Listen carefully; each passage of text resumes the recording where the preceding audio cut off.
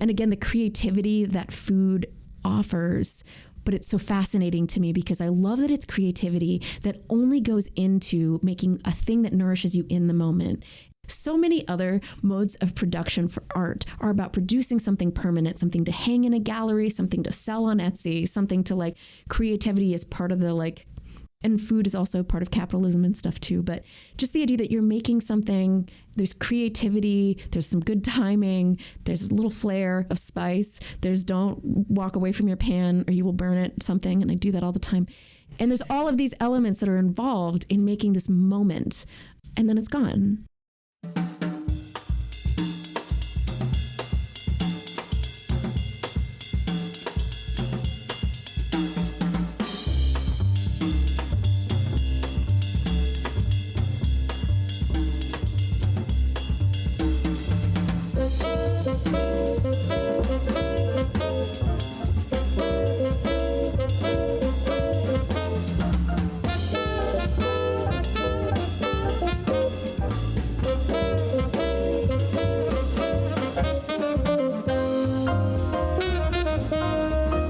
Something to Chew On is a podcast devoted to the exploration and discussion of global food systems.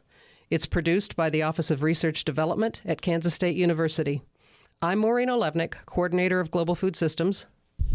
I'd like to welcome back our co-hosts, Dr. Colleen Lind, Associate Professor in the Department of Communication Studies and Director of the Institute for Civic Discourse and Democracy, and Dr. Jeanette Thurston, the Executive Director of the North Central Regional Association of State Experiment Stations.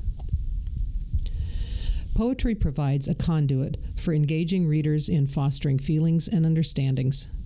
Food, creativity, language, and words all play a significant role in our lives and our relationships.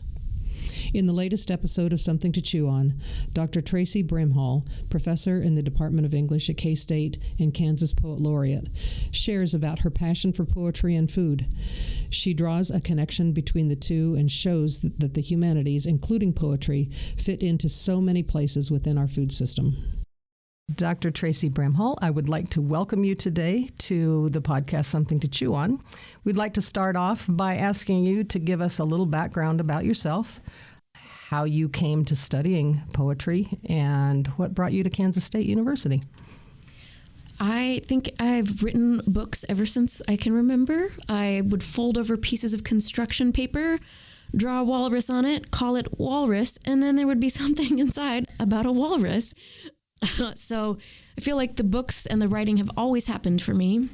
Came of age and went to college and studied writing, and then dutifully graduated and got a job and settled down and had a house and paid my bills. And fortunately, my job was at a Shakespeare theater where one of the actors was actually an English professor who would teach classes in the beginning of the week and then act in the second half of the week, and knew that I, wanted to start up writing again.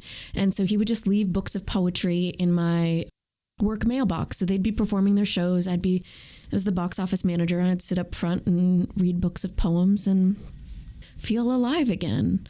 And I remember one day I was walking home after a performance, had closed everything up, and I was walking home and it started to rain, and I felt the rain on my arms, and I just, something inside me woke up because I couldn't remember the last time I'd felt the rain or the last time I'd felt anything. But I wasn't aware I was sleepwalking through my life until I felt the rain. And then I was like, oh my God, what am I doing? And I just like coming out of like a sleepwalking state. I was like, what am I doing? What is my life? So, shortly thereafter, I quit my job and left my house and moved to New York City and read a book of poems a day and made poems the wallpaper of my bedroom and went to every reading I could find and did all the graduate school things and all of that too. But I think the important part was just that I fell in love with something that made me passionate and that made me excited to be alive. And that I think the loving something is more important than the poetry something. Poetry was my thing to fall in love with, but I think when people are in love with something, they're just more alive, which I think makes people happier. And then, they're just more awake to their experiences because Yeah, it doesn't have to be. I also say to my students when I talk to them about it, I quote this book by John Irving from the Hotel New Hampshire that says you have to get obsessed and stay obsessed and keep passing the open windows. So they don't need to love poetry. All they have to do is turn in their assignments, participate in workshop. They don't have to fall in love with it. But I really want them to fall in love with something, because I really do think it changes us to love something passionately. And loving poetry, I always say, like, I couldn't love a person the way I love poetry, or there'd be like a restraining order, because it was that obsessive, that intense. It's all I wanted to do all day.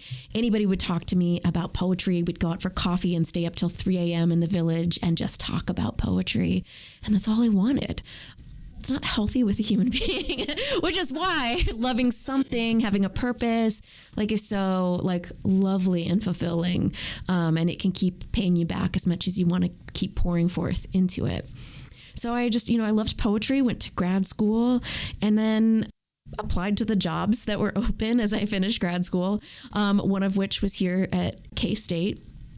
And I loved the people who interviewed me, and I had after the first round interviews, I was like, I have a really good feeling about this place. And at the time, during grad school and other pieces of my life, I'd lived in my car for a year and ate a lot of peanut butter and jelly. And so I'd been to most states. And Kansas was one of maybe 3 or 4 that I hadn't been to at the time. And I got off the plane and I was like, hills. And that was my first impression of Kansas. I was like, I didn't know.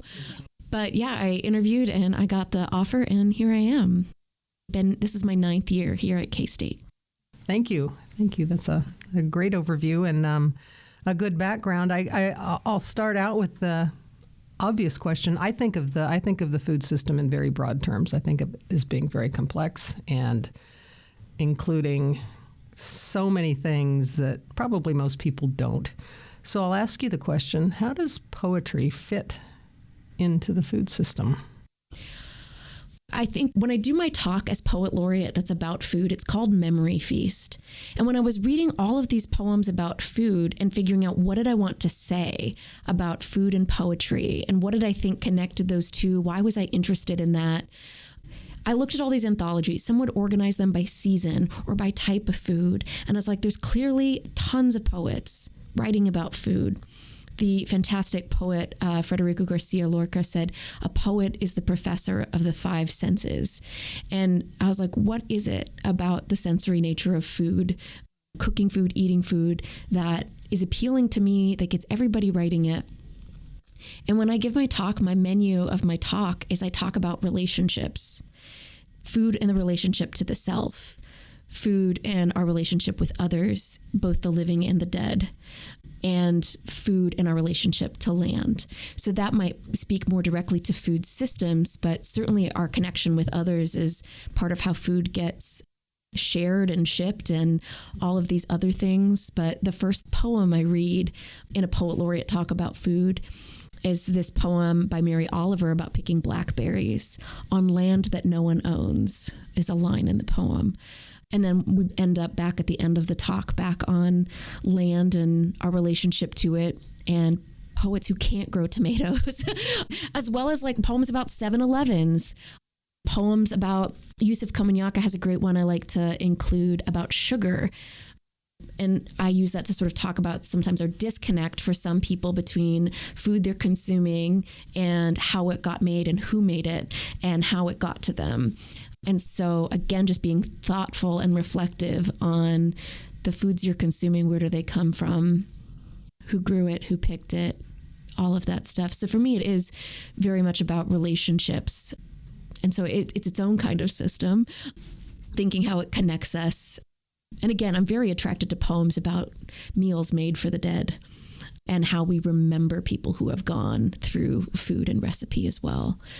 I don't know the neuroscience because that is not my field, but I do know there's something. I read a book on the history of consciousness and how the place for memory and the part of our brain that processes smell are really close to each other, which is why smell can elicit memory so well.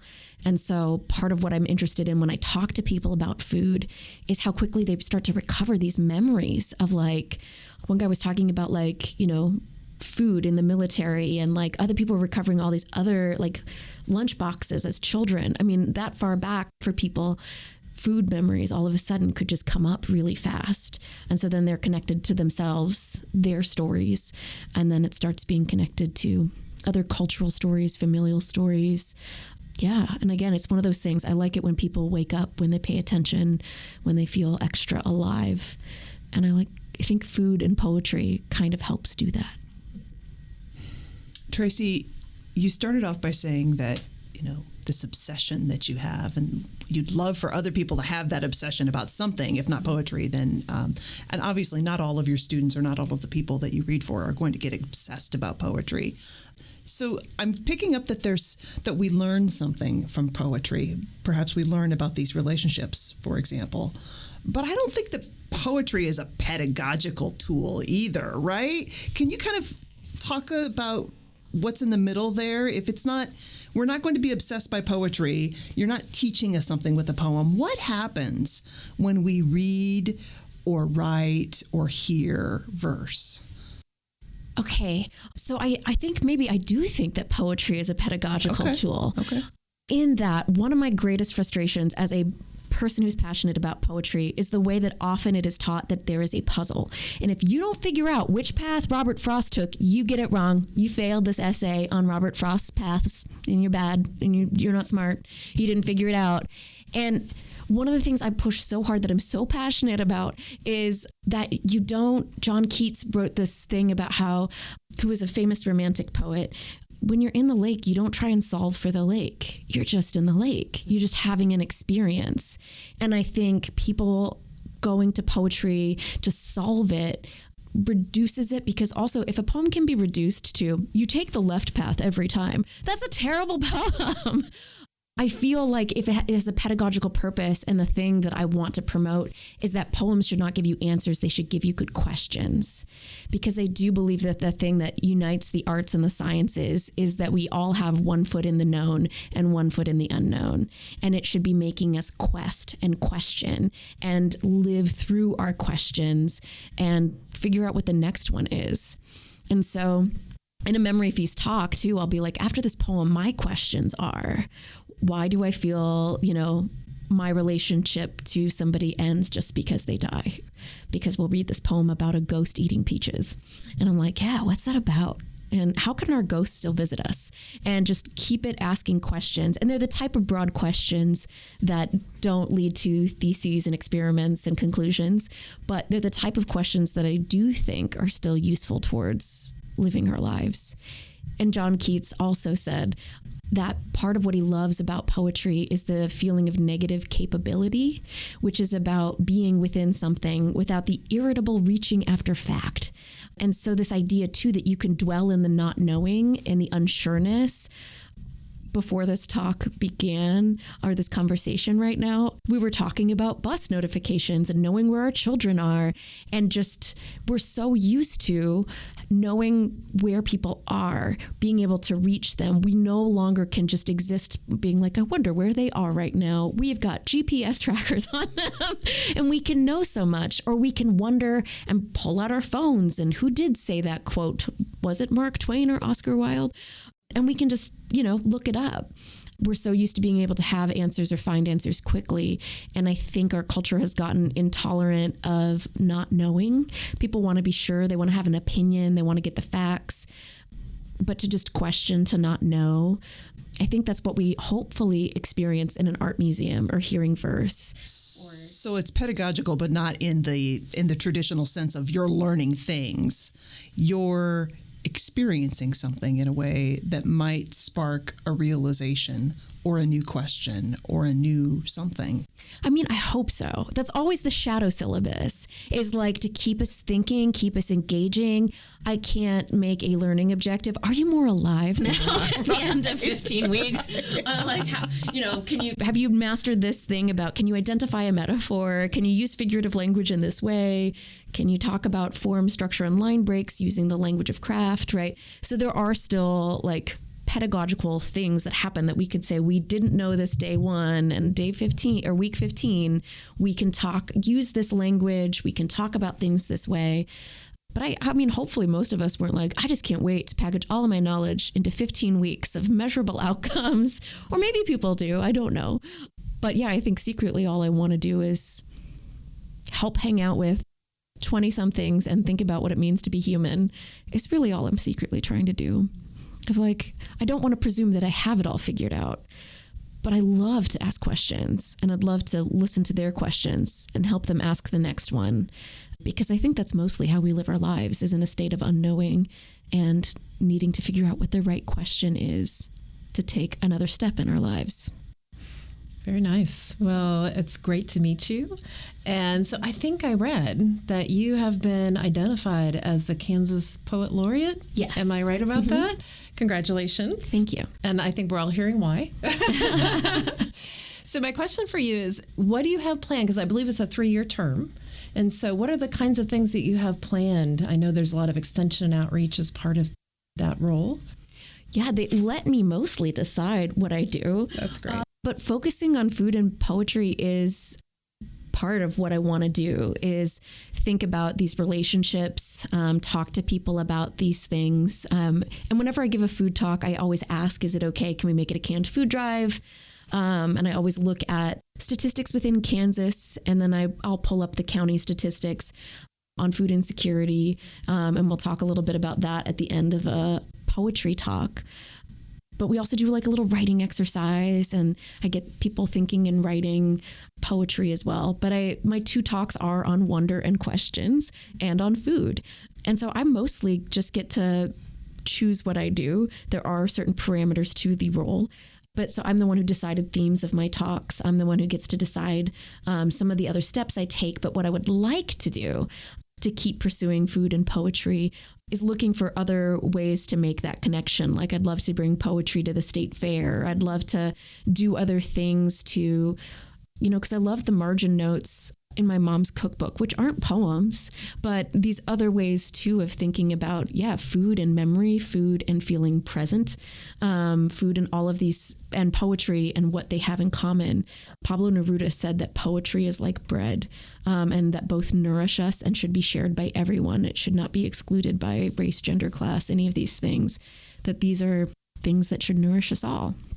So I've started working with a student because I'm not super cool on social media. I've made a few reels in my day, but she's helping me make, shout out to Toddy Norwood, who's helping me make TikToks that are food poetry. So I'll cook something and video myself, and she makes, the audio overlap with music and does the captioning and the hashtagging. And so we're working on just like producing content at this point, on TikTok, Instagram, and Facebook, to like share food poems with people. But the idea is, as we keep going, to work with Kansas writers to get Kansas poems about Kansas meals, and working to put together a cookbook that is part poem, part recipe. And then also with the proceeds of that going again to address things like food insecurity, and also just make a beautiful catalog of recipes and poems together. That's great. So one more follow-up question. Yeah.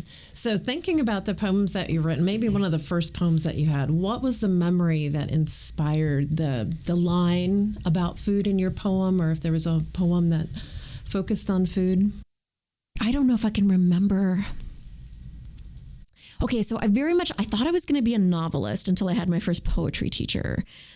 But I do remember I wrote very rhymey poetry, and the first food item I remember in a poem is a Girl Scout cookie. It's a good time of year. Right, it's seasonal right now. Other than that, I don't remember other food in early poems, but in high school I definitely had a Girl Scout cookie in a poem. That's great. And the most recent food to show up in a poem that I remember is a grapefruit. I do have a very passionate and disturbing relation to grapefruit. I will just I'll eat 3 or 4 in a row. The inside of my mouth will be like numb, and I just won't stop. That's great. I love a grapefruit. Thank you. We also noted in your write-up here that you're involved with the Chapman Center here on campus. What's the activity there, and how does that fit into what you're working on in the English department? Yeah, with the Chapman Center, I did a project with Dr. Heather McRae from history. And they're a big piece of our angle, or the things that we were looking at, was art therapy programs in mental health institutions. and looking also to recover lost stories, the lost histories of people who were institutionalized. And I was actually very interested in food pathways there as well, like institutional food pathways I find very interesting. The Glore Museum in St. Joe, Missouri, their kitchen is part of the closed mental health facilities tour. And you can see the old kitchens, and they talk about the recipes that were made, and the people that were living in those institutions also, of course, were like working in the kitchens. And so, yeah, that's sort of like occupational therapy role. And again, the creativity that food offers. But it's so fascinating to me because I love that it's creativity that only goes into making a thing that nourishes you in the moment. So many other modes of production for art are about producing something permanent, something to hang in a gallery, something to sell on Etsy, something to like creativity is part of the like, and food is also part of capitalism and stuff too. But just the idea that you're making something, there's creativity, there's some good timing, there's a little flair of spice, there's don't walk away from your pan or you will burn it, something. And I do that all the time. And there's all of these elements that are involved in making this moment, and then it's gone. And you eat your mistakes. And I think that's great. Whereas lots of other arts are about something happens and then there's more of a permanent product as part of the creative process. And I love that cooking is this creative process that we might engage in 1 to 3 times, depending on how we prepare our food, if we're prepping ahead of time, if we're eating out, and all of that. So I'm very fascinated about that relationship of food and creativity. And Dr. McCrae and I, we looked specifically at Winfield and looked for lost stories. And in fact, I was interested in more stories, but stories within institutions, particularly for those who've struggled with mental health. I mean, the stories are really difficult.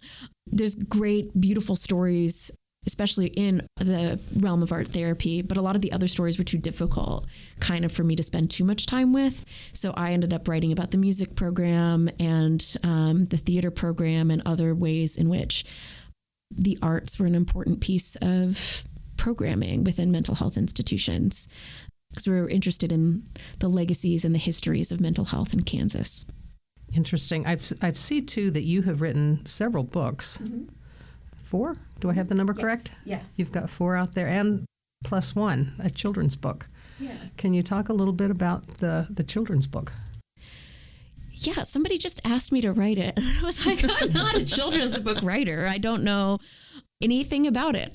Because, I have a child, I've read him books, but also the rules for every genre and every audience and what works is very different. And so it was hard to be under contract I didn't get any test runs. I didn't get any practice. I didn't get any study. I just was asked to do it, and I had to do it. I could have said no, I guess. But my 3rd book of poems was called Saudade, which is the Portuguese word. So Brazilian Portuguese and Portugal Portuguese kind of have a slightly different take on the type of longing that it means, but it's kind of a longing for a place or a person that you can never be returned to, or perhaps never existed. That's why it's hard to translate. And so my mom is from Brazil. And so I was writing about a family history I don't quite have, a set of stories I don't quite have, and writing this lost history backwards towards some kind of origin story. And I lived with my sort of made up family for so long, writing about them, that, I used a side story that never made it into the poetry book, but that I imagined happened. And that became kind of the children's book. But it is about child loss, because it is the ghost of a boy who died helping teach his sister how to be brave, even though he died from a fall. And so, it's a sibling story, and it's got fable elements and the rule of 3s, in which 3 things are tried and lessons are learned. But she also teaches him to let go and cross over. So she gives him back the gift of bravery at the end. Maybe too grown up. But it doesn't say any of those things super directly. There's just a ghost and a girl who are friends. I was thinking the same thing, but let's be honest. Yes, these are real issues that real children have to deal with. yeah, I don't think the subject matter is inappropriate. It's how you address the subject matter. Yeah. It sounds fascinating, Traci. It does. I'm going to have to get that. Did you read it to your son? Did you say you have a son? No, yeah. I try and keep him very separate from the writing, although my niece just wanted to share some poetry with me, and there was a lot of death in it, which is very developmentally appropriate for her age. And my son was like, oh God, not two of you. Because I tried not to keep my work life and my home life a little bit separate. But with a lot of Zoom readings of the last few years, he's picked up on what mommy writes about a fair bit.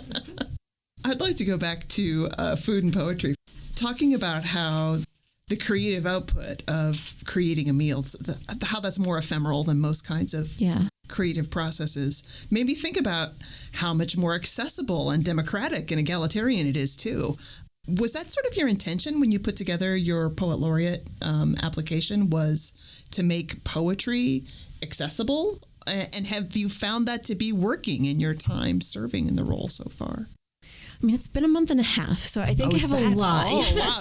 Yeah. Started January 1st. So I hope that proves true. I certainly want to try. I do want people to not be as afraid of it, but it's much like cooking, right? Like there's ways in which there are certainly recipes that are above what I can do. Like I've been trying to cook along with poets. So I've made like Sylvia Plath's chocolate orange angel pie, and it has like a meringue crust, which I've never made meringue as a crust before.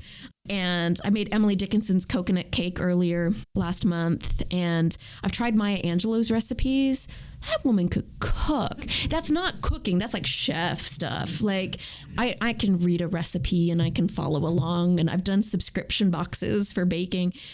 But it's like there's different levels of difficulty. And I think food is totally accessible. And also it can be super challenging and require so much skill and instinct, and like everybody loves to watch a baking show, right? So like there's clearly different levels of skill and knowledge and ability, and it can be hard to jump in when you don't know some basics, or you weren't taught certain ways to approach food, or what are the kinds of things you need. Is that the same thing for poetry? Yeah. And so like I think there's, I want to find a way to, I'm always, even in my own poems, I kind of want everything to work on 3 levels. On like the first, or like there's something, it would like, as at 14, I thought Romeo and Juliet was awesome. I got teenagers falling in love and acting bananas about love, and I got that. But then the more I studied it, and then working at a Shakespeare theater, I'd learned so much more that was within it. And I think I'm always trying to reach people where they're at, give them something they can definitely use, and something that will feed them in the future. I want to like hit all levels, so that depending on where you are at in your reading knowledge, literary art knowledge, or whatever, that you're like, something about that was kind of cool. Even if you weren't like, I understand every illusion that she made, and we read the same other books and have similar lives, of like, it doesn't all have to be the same or all gotten exactly. But yeah, I definitely pick poems too that I think are maybe more accessible to kind of talk about in like a short setting, like a reading talk in an hour where I share a poem and we do activities and stuff like that. So I do want it to be for everybody. I think there's probably, just like there's a kind of music, there might be a person out there who doesn't like music, but usually people they like classical, or they like country, or they like pop, or people usually like a form of music. And I think reading and literary arts too, people hopefully like something out there. I don't need it to be poetry. I just think poetry's great, and people would like it more if they gave it more of a chance. But I do try and just make certain things about it accessible. And I think the idea of like, what questions does it give you? What did you experience? Because I think often people want to go and like, you're an English teacher, let me raise my hand and give you a literary answer. But yeah, I just want them to be in the lake. I just want them to have the experience, to be with a piece of art and just hang out with it. Because we're often quick to solve or get the answer, or we want to like file that away and move on to the next thing. But yeah, just like be in it, have an experience, and it doesn't have to be an answer. It can be an emotional meal and just a thing or a snack. It's a poem. It's so short. And just let that be part of it. But yeah, so I do try and make sure, and sometimes I use the metaphor of making soups. an intro to poetry of like when we're talking about the skills that we're learning, the vocabulary we're learning, I'm like, this is a spatula. You're going to use this a lot of the time. But if they aren't cooking, a lot of the metaphors are lost probably. But I'm like, this is your spice cupboard. These are all the sound devices. So this is, how you can jazz it up. But like, I do think poetry is more like soup where you don't have to actually be precise. It's not baking. You don't have to bake in poetry, just soup making. And everybody could put in a different kind of soup. It could be a different kind of soup every time. There's all sorts of different options. Yeah, so most of the time you need similar elements, but how you mix it and what you put in, all of that's going to be different. And who you share it with too, right? Yeah. And I loved what you said. So I wish you were my professor when I was in college. Because it's true, you read a poem and everybody interprets it differently. And it's almost like or at least I was trained that I had to have this certain answer when I read it. So my question for you is, someone like me who doesn't read a lot of poetry, although you mentioned Mary Oliver, and I just started reading her. Oh, cool. I love nature, and she writes about nature. But who are like maybe the top 3 poets that you would recommend to someone like me who isn't well read and well versed in poetry? Well, here's the tricky part is you like one thing, and that is so helpful, even finding that first thing, because even if I get it wrong, your Amazon algorithm will get it right, like other people also bought. But if you like nature, and this is the food podcast, and you're interested in the land, Wendell Berry, who's a poet and essayist and farmer, writes beautiful poems that I would also put in connection and conversation with Mary Oliver. And a Kansas poet and essayist that I would recommend is Amy Nizuku-Matadel. Grew up in Kansas, lives in Mississippi now, but I often buy her books for people. And also has her last book of essays was called World of Wonders, which was about strange, beautiful, wonderful creatures, often sea creatures. But her next book is about food. And she often writes very short, like 2 to 3 page essays. So I got her last book from my sister-in-law who has 2 young kids. And I was like, that's companionable. Yeah, you're able to get through that book. And so she has great poems and great essays. And what's beautiful about the essays is that they can be a little bit shorter. She also has written about and talked with, she had a series of letters with another friend who gardens, and whose name is Ross Gay, whose poems are like a little bit more challenging perhaps, but also has books on joy and books on delight that are essays. And often there's a fig tree that shows up in so many poems. And looking up so many poems by him, but Ross Gay would be another person that I think would be along the vein in that lineage, that family tree. I could see them all belonging. Fantastic. Thank you. My temptation is to go so many different places. Do you think you can teach people to write poetry? Sure. You do it for a living, right? At least, right? Well, but I mean, I think... So just like you could probably teach anybody to cook something. Yeah. Right? Like, I don't think it's that. I think there are people who have like a gift for like figuring out flavors and combinations, and like whoever figured out sea salt on a caramel, it just goes in my prayers at night. Like, so there are people who just like who have more vision when it comes to food. There are people who are just like good home cooks, and there are people who can burn water.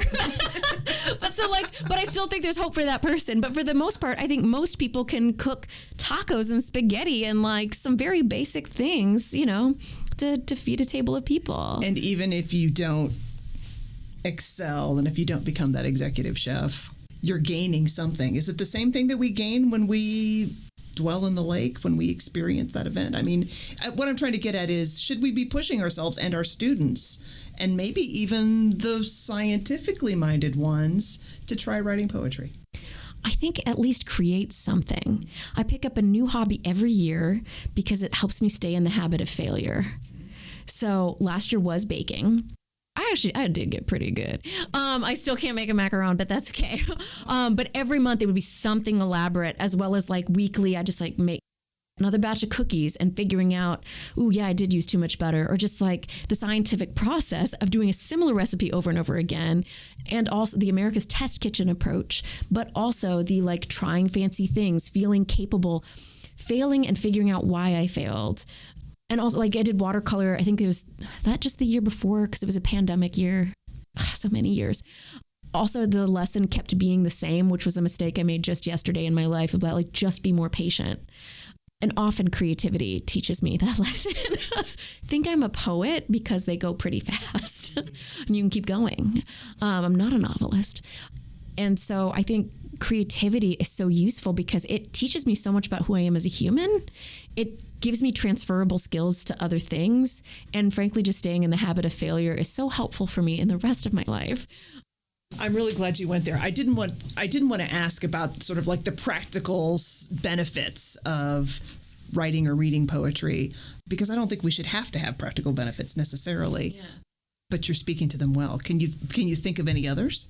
Of other creative practices? Other practical benefits of you mentioned getting comfortable or reminding ourselves how to fail and learning from failure. What else?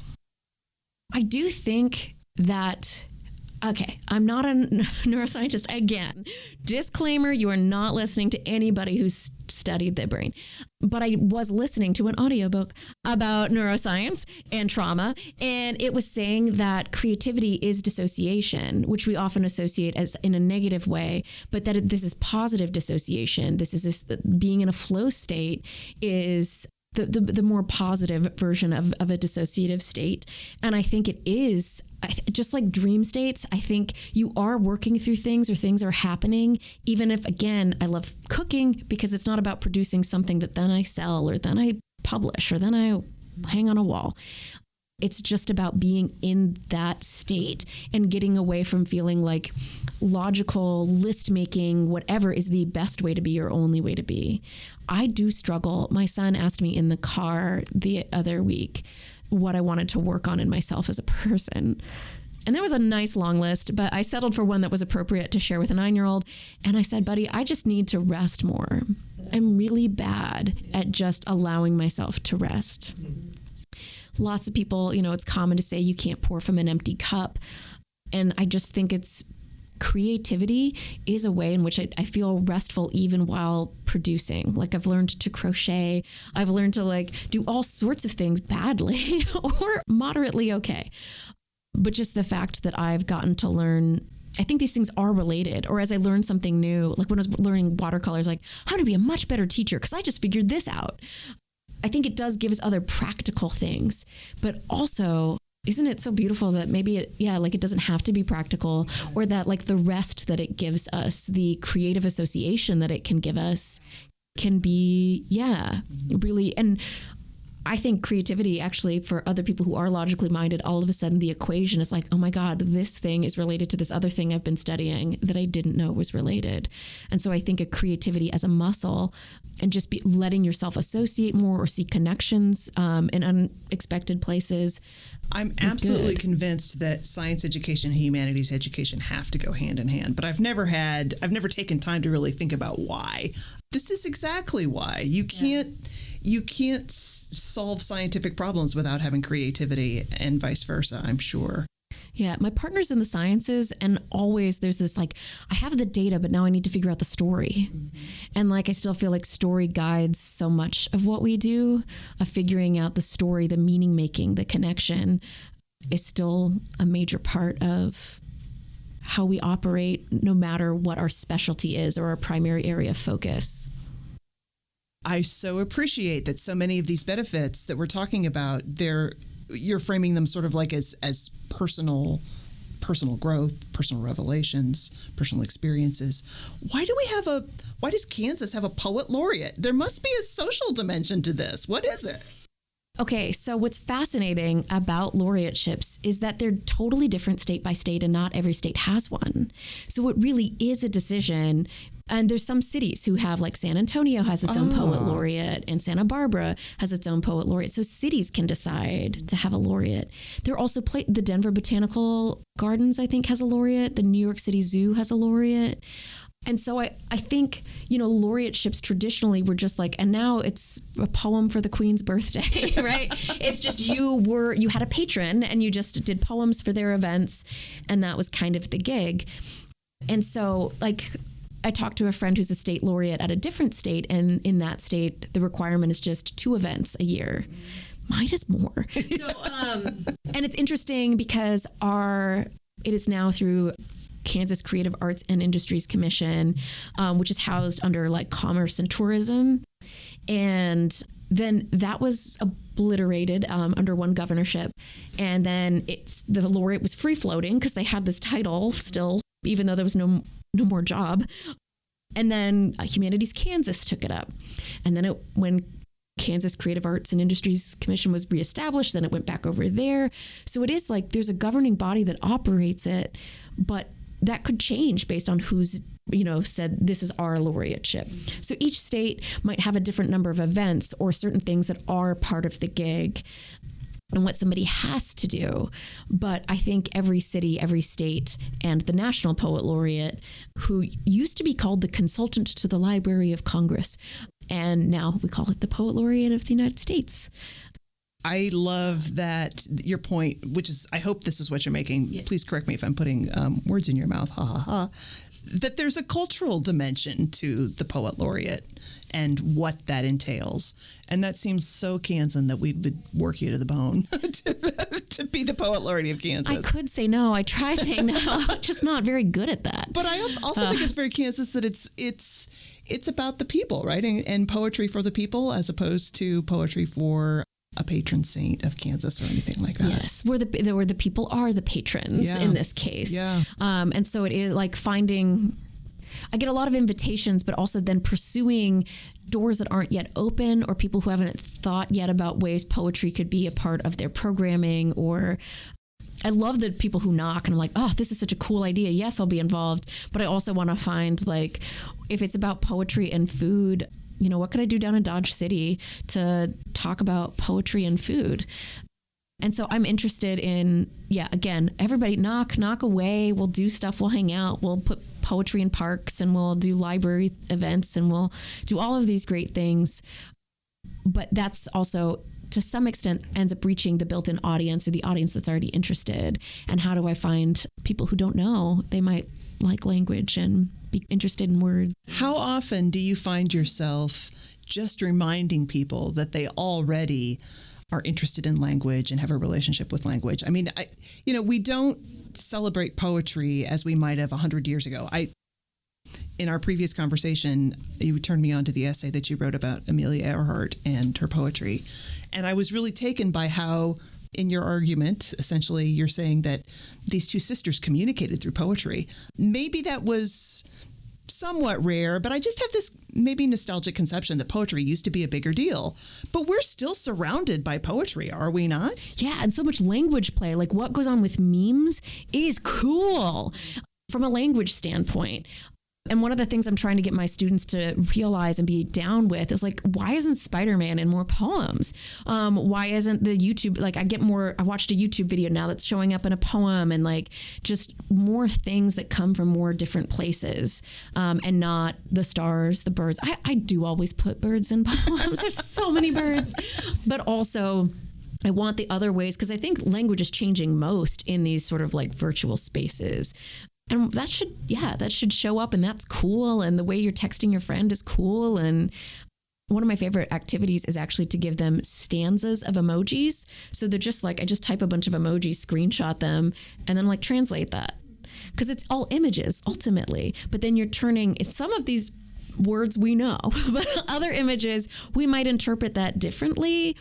Or like, the symbol for the club on the playing cards, when you put like, the yen is trending in the clubs, that means something. Now we think maybe a music club, or there's just fun homophones and multiple meanings, and language is just cool.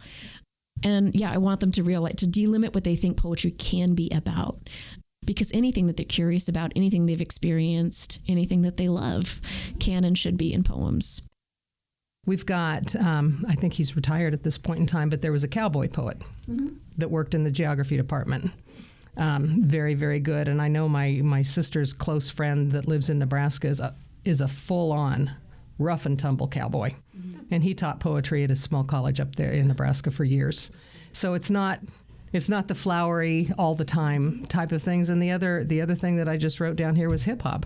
Yeah. I mean, hip hop is totally poetry. For sure. It's and it's a whole generation of listeners and people from different areas with different ideas. So, you were talking about it being part of a language that comes from maybe another era, which might fit into the cowboy poetry side of things. But then there was this whole new area of things with hip hop and the emojis and some of the things like that. I find it fascinating listening to cowboy poets perform is I actually feel like there's a lot of connection between like spoken word poetry and cowboy, because it is all about oral recitation. There's certain performative elements that are kind of happening in both. Authenticity is a big feature kind of in hip hop, spoken word, cowboy poetry. So that it's all very interesting to me. And also Instagram poetry has become a thing. So like super mega short poems that you can read on a single screen has become very big. And my students always want to know if I know the Instagram poets that they do, and I never do. But I just love, like, I'm not pro or against any of there's the things that I like best. But just like I'm not against classical music because that's not the genre. I listen to it most weekends, actually. It's like Saturday morning breakfast cooking music. But like there's genres of music I don't listen to, but it doesn't mean I'm mad at them or hate them or think they shouldn't exist. They're just not my jam. They're not what I make waffles to. I love that there's variety. I love that there's, I don't know if I'm allowed to say this term, but the gateway drugs out there that like get people into poetry, yes, where they come across something and they're like, this is cool. And then they find more of it. And there are algorithms that make it bad, but it also means when you're looking for the next book on Amazon, you're going to find the next poetry book that other people also who have the same taste as you have bought. Or, you're scrolling through TikToks and you've landed on poetry TikTok, more is going to start coming. And so these other ways in which once you can find a little toehold, more starts just coming in and you end up being able to find more and locate what you like and learn more about what you like. But yeah, I'm just trying to like open a few more doors, get a few more introductory ideas and poems to see if anybody's like, this is really good. I want more of this. So a few moments ago, you mentioned going out to Hayes and talking about poetry for food. Yeah. So, the food system is more than just the food. And I'm going to do a shout out to my colleagues in College of Agriculture to give you a tour of the whole expanse of the food system. And how do you get our students engaged and thinking about how they can be creative through poetry, whether it's graduate students, undergraduate students, or my son who's in high school or even younger? What are your thoughts on getting them excited about poetry? I think, so at least at the college level, one of my biggest things is connecting things through experience. Because I think it doesn't matter what my lecture on the Oxford comma is, like no one's going to remember that in a decade. They aren't going to look back and be like, oh man, that poetry class, like really nailed like dangling participles for me, or like, it's good stuff to know. But, with AI possibly writing all of our future, documents, maybe we don't have to worry about it. But what I think, so in my Intro to Poetry class next week, we're going to start our Imaginary Poets project, in which we try and pretend we are a poet of a different time, different era, different life. And that can be in the past. I get 19th century botanists who go out to the Kanza and then write poems about plants. Or I get people writing in the future, but like they're, living on Mars in, 200 years, and they're writing these poems about Earth. And so you can live at any time. If you've studied a different language, I love getting, the French jazz singers from the 20s or, so other areas that they've studied, integrating other pieces of knowledge they already have into the work they're doing, imagining being a different poet. And then there's learning rubric things. If you have to challenge 2 craft elements you're already strong in your own voice and work towards developing that, and wearing the mask of a different identity, as long as we're ethical and we're thoughtful about who we're choosing, can be really liberating on what we think our voice is and what we can do.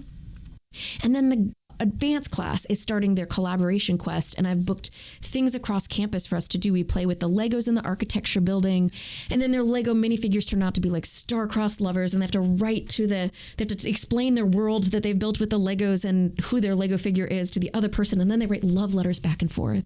We go to waters and look at insects, and then we write portrait poems of the other person as this, Luna moth. We're going to go, I haven't used the Sunderland lab because, we got the new Makers Room. And so we're going to try out the Makers Room. And I've got an activity with us making poetry maps in the Makers Room. And they have to collaborate with different partners. They have to create their own challenges. So some people have had D&D campaigns and bought fun snacks that each other had never tried before. Some people have given each other recipes to cook and write about that.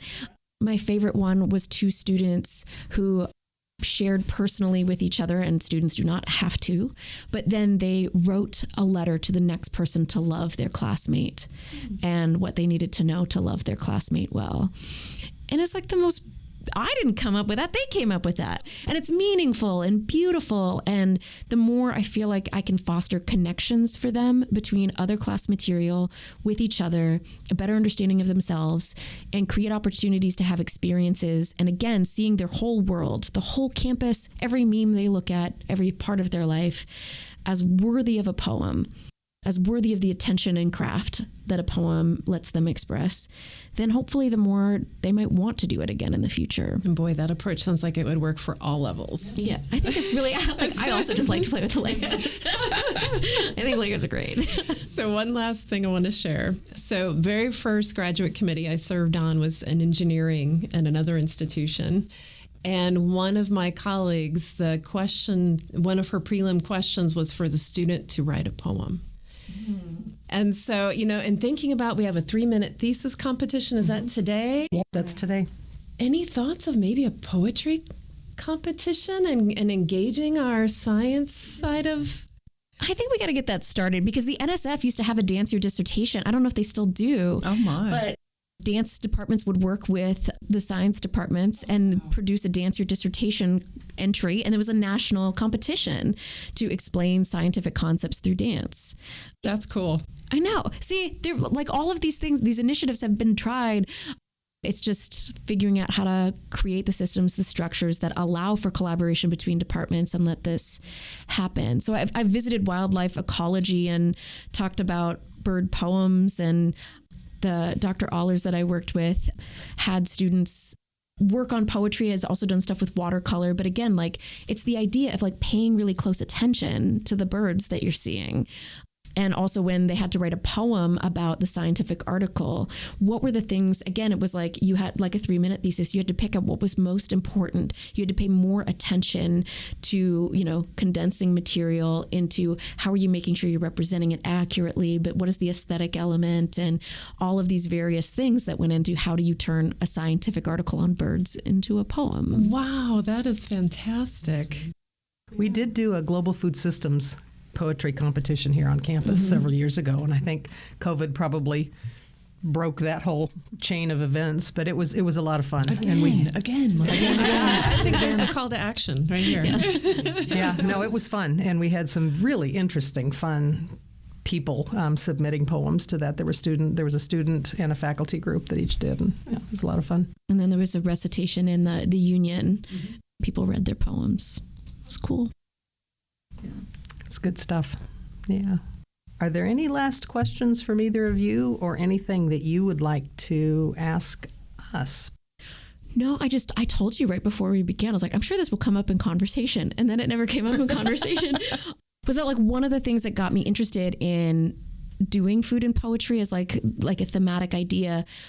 I'd been teaching literature of the body for several years now. So I've taught Maya Angelou's cookbook. I've taught Roxane Gay's Hunger. So I've taught, literature around disordered eating and food as both healing and, a place somebody might go as a trauma response, and thought about food in literature for a while. But it was like during the pandemic, I would just journal 5 fragments, like one element from each sense of my day. And I started to notice, because I needed like taste and smell and other things, that once I started cooking that evening meal, I'd be like, okay.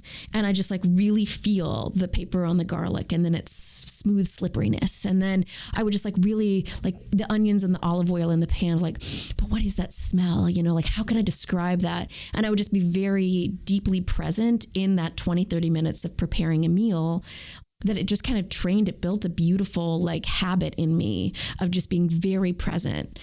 Because I am an anxious person, I'll worry a lot, I'll overthink. A friend lovingly told me my toxic trait is being too up in my head and I need to get down in my life. And cooking helps me do that. I'm very present with what I'm doing and just, that beautiful sensory experience. And again, the tie to memory. I make my mom's recipes on her birthday and around holidays, and it's a way that I remember her. And so certain senses too, I'll be like, she's back. She's like with me in this way that like I can summon her through food in a way that some other sensory experiences or attempts to talk to her or feel close don't happen. So I just feel like food is such a rich and wonderful part of our lives, hopefully, though again, people do experience food insecurity. But I think the connection with like the ways we nourish ourselves, the way we're paying attention, I think both food and poetry have a beautiful relationship in that way. And that's part of, and also I just wanted to understand it more. I didn't pick it because I'm the expert at it, but I was like, I'm interested in spending 4 years thinking about this as I go around and talk to people and think about it and write more poems. I think there's still things for it to reveal that can be revealed to me. So like choosing it because I don't know everything about it yet. Very good. What I'd really like to end this with is maybe you could read one of your poems for us. Okay. I do have one called Arts and Sciences. Perfect. This is Arts and Sciences. What if this time I don't begin with a requiem or a memento mori with a split pomegranate and a harem of flies? What if instead I tell you a sleeping octopus changes colors while dreaming, or how my gender is sable and softens with all the gorgeous et ceteras of age? No one guessed a chameleon's tongue measured longer than its body, but it unscrolled beyond tale, beyond all reasonable need. We wanted the mystery of Mona Lisa, but a physician in line at the Louvre stood staring so long he noticed her thinning hair, her yellowed eye, and diagnosed her thyroid. Sometimes it pays to wait. After all, love is a syllabus of domestic chores with rolling due dates and extra credit candlelight. I once loved someone who hated raspberries. That was my first mistake. What if this time I love someone like you, who likes fur on a fruit, someone who's better at suffering, who doesn't confuse their sensitivity with goodness? What if this time I think of Darwin, who found a rare orchid with a nectary a foot long and exclaimed, "Good heavens, what insect can suck it?" But he knew that anatomy could not exist unless a moth evolved a tongue alongside it. Some unknown species with a proboscis long enough to complete this union. No one believed because no one had seen it. Victorian women used belladonna drops to widen their pupils, that Latin word for little doll, and make their gaze a black mirror so lovers could see themselves in them. You push me back to study it, the best distance for beholding. Always you lament, torn by this choice of look or touch, but it's time, you say, and close your eyes. I admit it's easy to spot an art forgery with an X-ray. The brush strokes too quick, the rendering too clean, the first draft the final one. Behind any masterpiece, lavender swapped for gray, a lamb under the unicorn, 100 mistakes proving how difficult it is to become something. You joke I am the Isaac Newton of feelings.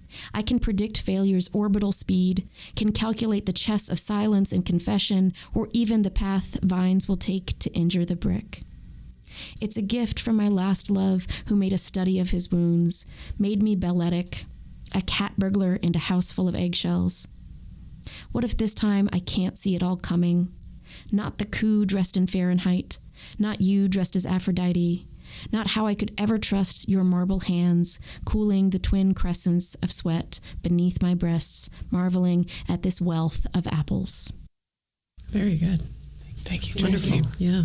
Do you just sit down and all this just flows out? I mean, how is something like this written? Part of it is just being a curious person and collecting little facts as I read. I was like, oh, I love that. Oh, I love that. Or that's got to go in a poem. Or I just like love a word and I want to get a word in a poem. But I secretly want to get all the names of all the X-Men characters in the poems. So it's like, it's high and low, right? Like I'm reading like the history of consciousness, but also X-Men. Because there was so much in that. There's a lot of... Because also I do talk about that thing about art, about students want it to just slip out. But behind every masterpiece is like, that's how you can spot a forgery, is if it's too clean. It didn't come out of Monet like that. all great art, you can do the x-rays and see all of the choices behind the things scraped off, the things changed, the pillars moved a little bit. They were figuring it out and making 100 choices to make a masterpiece. So I do collect little things. My journal is a very busy document. I do love collecting little facts. The chameleon tongue actually comes from an exercise I give my students where I give them 100 rare animal facts, like the octopus also, right? Changing color while dreaming.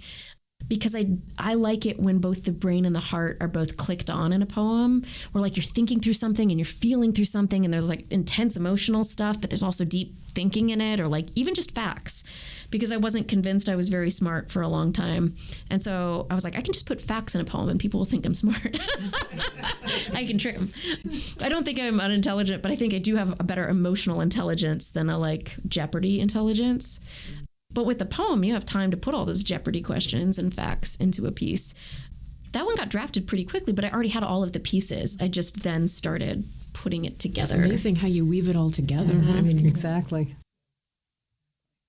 I think if I was actually good at visual art, and I'm not, I would be more of a mosaic collage-y type visual artist if I had any sort of gift in that. There's definitely a hole to that one, though, Tracy. Thank you. Yeah, but thinking about the democracy question too, what I love about poetry is I grew up in an economically unstable home. And so like I wanted to do things like art, but I didn't feel like I could. That's such an investment. That's so much money. And I couldn't ask for oils or, I mean, like, I know it's all so expensive. And art, it just keeps being uncut in schools. And like, you just don't have a lot that you can do. But like a poem, I didn't take up much space, paper and pencils, like not a huge outlay to like create. And so that was always like, I think poetry is an incredibly democratic art form in that way, in terms of like expenditure or, other things. But just, I think the barrier is I didn't guess Robert Frost turned left, like it's that people think that they're not smart enough or that it needs to be a puzzle or, That's a created barrier. Yeah. Rather than like cost or lessons or all of that other stuff. Thank you so much. This was great. And this was fun. Really enjoyed it. It was amazing. Thank you. If you have any questions or comments you would like to share, check out our website at ksu.edu/research/global food and drop us an email. Our music was adapted from Wayne Gowen's album, Chronicles of Carmela. Special thanks to him for providing that to us. Something to Chew On is produced by the Office of Research Development at Kansas State University.